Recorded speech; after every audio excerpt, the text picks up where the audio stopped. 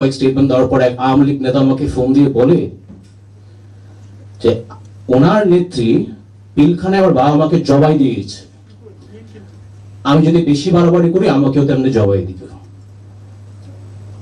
অনেকে হয়তো বা জানেন না, এটা হচ্ছে বাস্তবতা। আমি রাকিন আহমেদ ভুইয়া বলছি। আমার বাবা শহীদ মেজর জেনারেল শাকিল আহমেদ, আমার মা শহীদ নাজিন আহমেদ।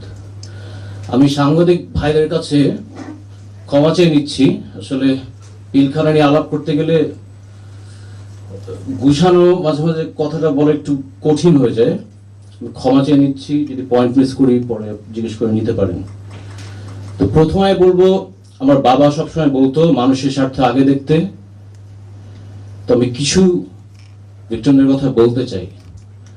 আপনারা জানেন পিলখানা হত্যাকাণ্ডের পরপর আমাদের অনেক পেট্রিয়টিক, জাতীয়বাদী এবং সাহসী সেনাবাহিনীর কর্মকর্তা কিন্তু বিচার চেতে গিয়ে তাদের চাকরিচ্যুত হয়ে গেছে। অনেক অফিসারদের কিন্তু জেলও হয়ে গেছে। দরবারে শত শত অফিসার আগের রেজিম চাকরি শেষ করে দিয়েছে, সবার অফিসারদের জীবন ধ্বংস করে দিয়েছে। এই কারণে আমরা একটা দাবি করেছি যে একটা ইন্ডিপেন্ডেন্ট কমিশন যদি থাকে, যত দেশপ্রেমিক ন্যাশনালিস্টিক জাতীয়বাদী অফিসার ছিলেন যারা আমাদের বিচারের জন্য যুদ্ধ করেছে, তাদেরকে আমরা বলবো তাদের অবদান আমরা কখনো ভুলবো না। We will never forget ওরা কতটুকু করেছে আমাদের জন্য।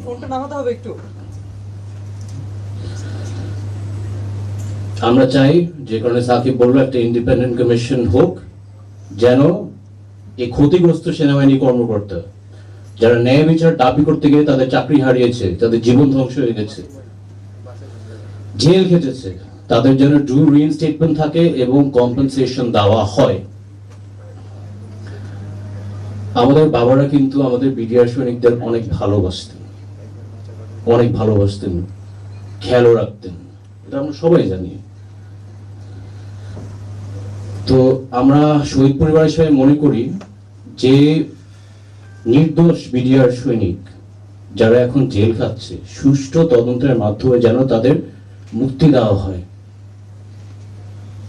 তারা জেল খাটবে, তাদের পরিবারও কিন্তু আমাদের দায়িত্ব। আমাদের বাবারা যেহেতু দেখে রাখতো, আমরাও দেখে রাখা উচিত যতটুকু আমরা পারি। এখানে সুষ্ঠু তদন্তের মাধ্যমে যেন তাদের মুক্তি দেওয়া হয়। সাংবাদিক ভাইরা, আপনারও কিন্তু কম নির্যাতন সম্মুখীন হয় নাই। আপনাদের ফ্যামিলিদেরও কিন্তু থ্রেট দেওয়া হতো, সবকিছু কিন্তু আপনারা প্রকাশ করতে পারতেন না।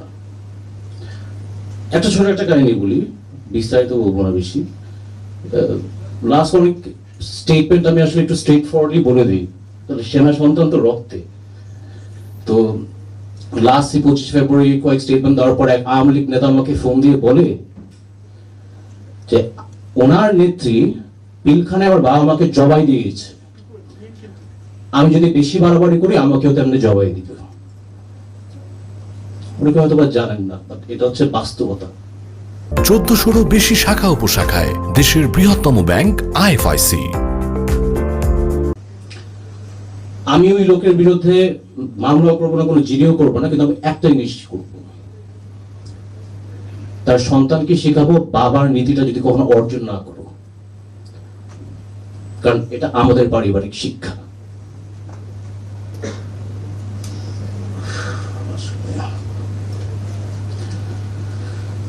25 ফেব্রুয়ারি 2009 সাল কি নির্মমভাবে হত্যা করেছে আসলে বলতে তো কষ্ট হয়। ড্রেনে আমাদের অফিসারদের লাশ ভেসে দিয়েছে, বডি মিউটিলেট করে দিয়েছে, ব্যান্ডেড দিয়ে খোঁচা দিয়ে শেষ করে দিয়েছে। আর বাবাকে কেমনে মারলো, আমার মার সাথে কি করছে।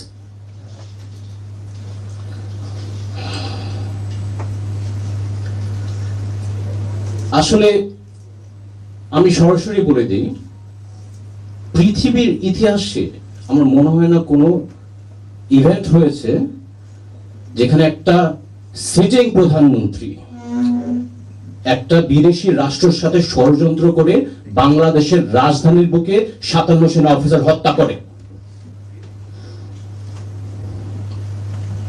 এই কারণে আমরা শহীদ সেনা দিবস দাবি করছি।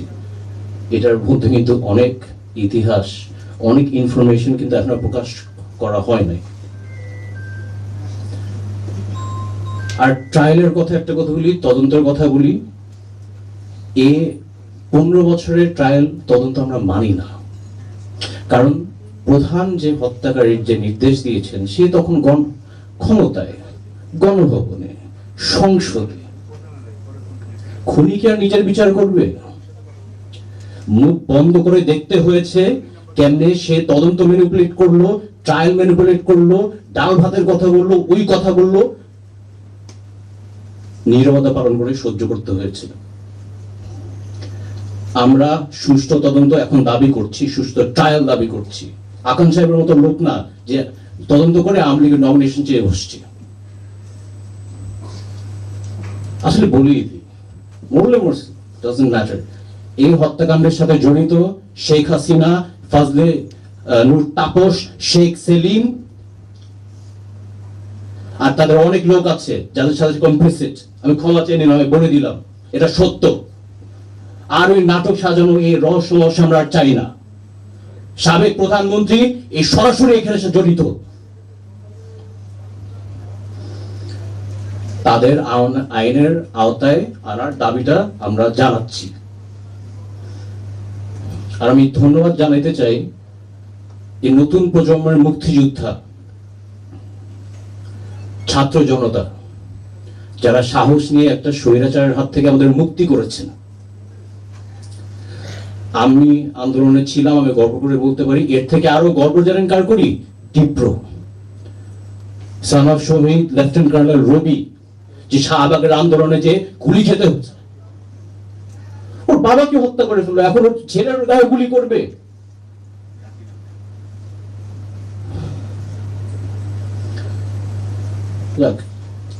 আমাদের শেষে একটা কথা বলি, আমাদের দেশের সেনাবাহিনী কিন্তু অনেক ন্যাশনাল ক্রাইসিসে আগায় যায়। রানা প্লাজা বলেন, কোভিডের টাইম বলেন, হোলি আর্টিসান বলেন, ইভেন ডেভেলপমেন্ট প্রজেক্টসেও আর্মি কিন্তু অনেক বড় একটা অবদান আছে। আমি আসলে সেনাবাহিনীকে ধন্যবাদ জানাতে চাই, ছাত্র জনতার উপর গুলি না করে জনগণের পাশে ছিল।